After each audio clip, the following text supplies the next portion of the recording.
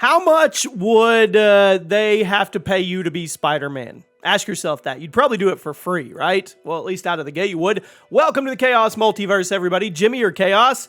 Tom Holland's price tag just went up. It went way up. Now, we've had some monumental prices that we've discussed in the past. I mean, we had Robert Downey Jr. $75 million for Endgame. Who knows how much he made across the board during the Infinity Saga. I mean, he was kind of the grandfather of the new MCU, right?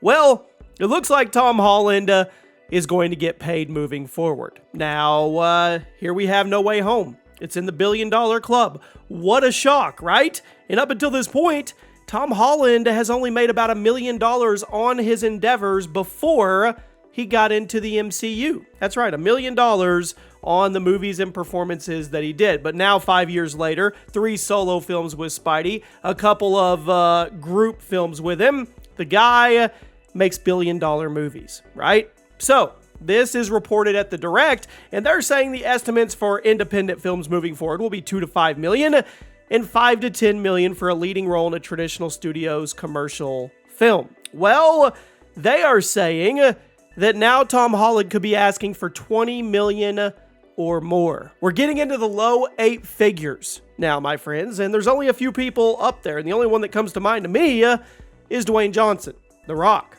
But Tom Holland has secured himself, at least in the Spider-Man role, and he's able to ask pretty much whatever he wants. Now, we do know the next trilogy is already early in the works, and although Tom Holland has not signed pen to paper yet, you can assume that he'll be back for this. I mean, come on, the paychecks alone. I know there's a lot of stress and stuff that goes with being Spider-Man. There truly is. I know you may laugh about that, but he's technically Spider-Man to every kid he'll ever see again in the real life. There's a lot of responsibility with that, but it's okay when you can ask for $20 million or higher. Now, these are just numbers, but these don't include box office bonuses. These don't include streaming bonuses. We saw the whole thing happen with Scarlett Johansson and the Black Widow and the lawsuit, and now it looks like she's going to garner $50+ million for Black Widow. So imagine, after bonuses and incentives and everything else for Tom Holland on these Spider-Man movies, how much this guy is going to be worth. He may end up being the first $1 billion